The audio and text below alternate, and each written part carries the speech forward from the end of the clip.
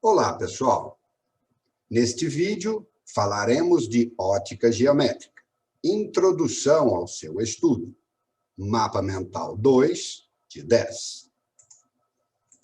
A ótica geométrica estuda a luz. Mais importante que isso, estuda a trajetória da luz. Então, todas as definições serão geométricas, começando pelo raio de luz.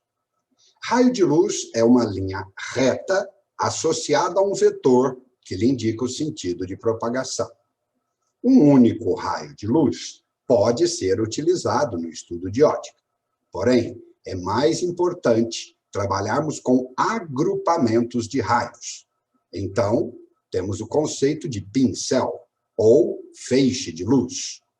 Um pincel é chamado cilíndrico quando os raios de luz que o compõem, um agrupamento deles, são paralelos entre si. Um pincel é chamado cônico quando esses raios de luz convergem ou divergem. Observe que o pincel cilíndrico mantém os raios paralelos entre si. O pincel cônico convergente junta os raios de luz. E o pincel cônico divergente, a partir de um ponto, os afasta. Outra coisa importantíssima no estudo de ótica são as fontes de luz. Podemos classificar as fontes de duas maneiras: fontes primárias e fontes secundárias. As fontes primárias são aquelas que emitem luz própria. As fontes primárias se dividem em dois subgrupos. As fontes primárias incandescentes são aquelas que emitem luz por causa da alta temperatura. As fontes primárias luminescentes emitem luz por outras razões que não seja a temperatura. Estas fontes primárias luminescentes se dividem em mais dois subgrupos: as fontes primárias luminescentes fluorescentes e fosforescentes. Fluorescente é aquele tipo de fonte de luz primária, luminescente, portanto a baixa temperatura, que converte um tipo de energia em outra. Por exemplo, energia elétrica sendo transformada em luz. Já as fontes primárias fosforescentes emitem luz mesmo sem essa energia de ativação. Por fim, a fonte secundária, que correspondem aos corpos iluminados, não são corpos luminosos. Outro assunto importante que precisamos abordar são os meios materiais por onde a luz pode passar. Primeiro meio material importante é o transparente. Um meio é considerado transparente quando a luz o atravessa perfeitamente em linha reta. Um meio é chamado de translúcido se a luz puder atravessá-lo, porém sofrendo inúmeros desvios. E, por fim, um meio é chamado de opaco quando a luz não consegue atravessá-lo. Precisamos também enumerar os fenômenos possíveis com a luz. Existem três fenômenos possíveis: reflexão, refração e absorção. A reflexão pode acontecer de duas formas diferentes: a chamada reflexão especular ou regular e a reflexão difusa, o espalhamento da luz.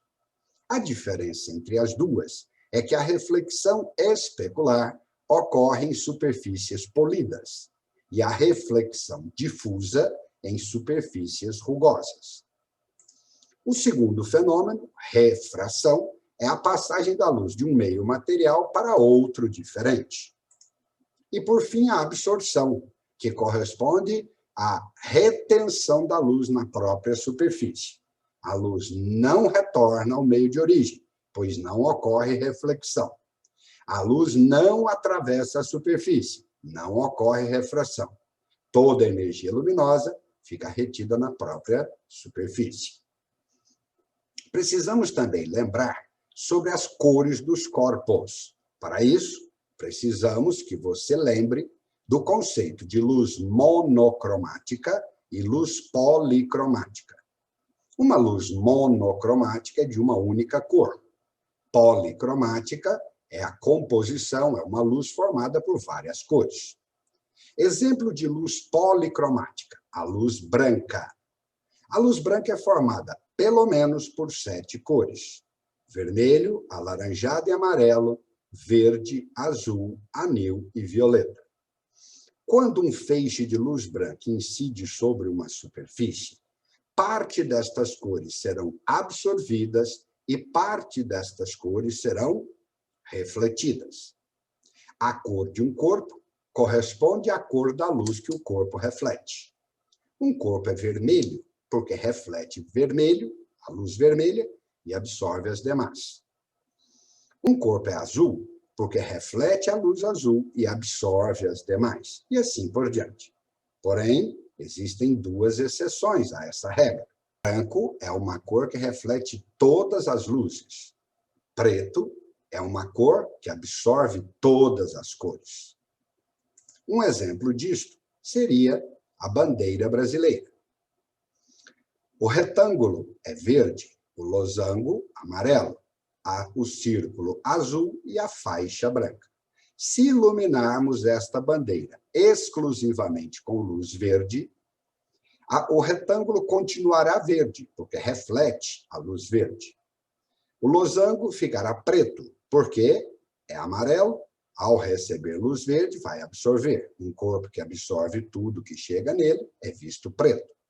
Da mesma forma, o círculo azul absorve toda a luz verde que chegar nele, será visto preto. E a faixa branca, branco reflete todas as cores, portanto, será visto verde. Precisamos comentar também os princípios que regulam a ótica geométrica. São 3 princípios. O primeiro deles, o princípio da propagação retilínea da luz. Diz: nos meios homogêneos e transparentes, a luz se propaga em linha reta. Podemos ver nesta figura a aplicação do princípio da propagação retilínea da luz. Vários raios de luz que saem do objeto passam pelo furinho desta câmara e formam uma imagem no fundo dela. Todos os raios de luz estão em linha reta. Tudo que trabalhamos em ótica será em linha reta. Podemos, então, selecionar triângulos e fazer semelhança entre eles.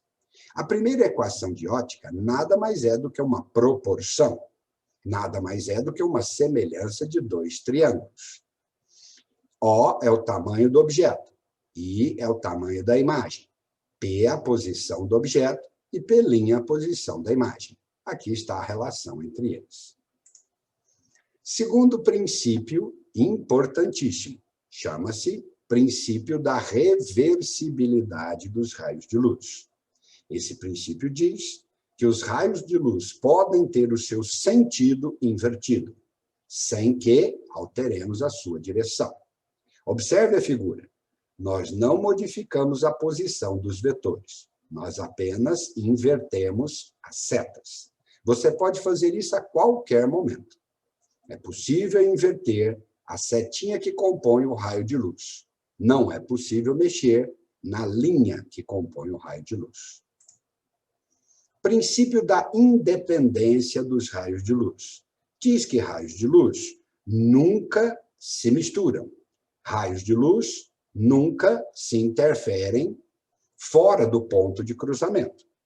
A interferência só ocorre no momento do cruzamento dos raios de luz. Antes e depois, os raios de luz se comportam como se nada tivesse acontecido. Raios de luz são completamente independentes um do outro. Última definição importante nesta introdução: os conceitos de ponto-objeto, ponto-imagem. Um ponto-objeto é o vértice de um pincel incidente no sistema óptico, na superfície. Um ponto-objeto é o vértice do pincel incidente na superfície. Um ponto-objeto é o vértice de um pincel incidente na superfície. Um ponto-imagem é o vértice de um pincel emergente da superfície. Um ponto-imagem é um vértice de um pincel emergente da superfície, sempre emergente. Cada um destes pontos, objeto e imagem, pode ser de 3 tipos: real, virtual ou impróprio. Um objeto real é formado pelo cruzamento dos próprios raios de luz, da mesma forma o ponto-imagem real. Um ponto-objeto virtual é formado por prolongamentos, da mesma forma o ponto-imagem virtual. E um ponto-objeto impróprio ocorre quando o pincel de luz é cilíndrico, da mesma forma o ponto-imagem. Então não tem segredo. Para determinar se um ponto é objeto ou imagem, verifique se a luz chega ou sai da superfície. Real, própria luz; virtual, prolongamentos; e impróprio, pincel cilíndrico. Muito bem, terminamos o mapa mental 2 de 10 com a introdução ao estudo da ótica geométrica. Um abraço.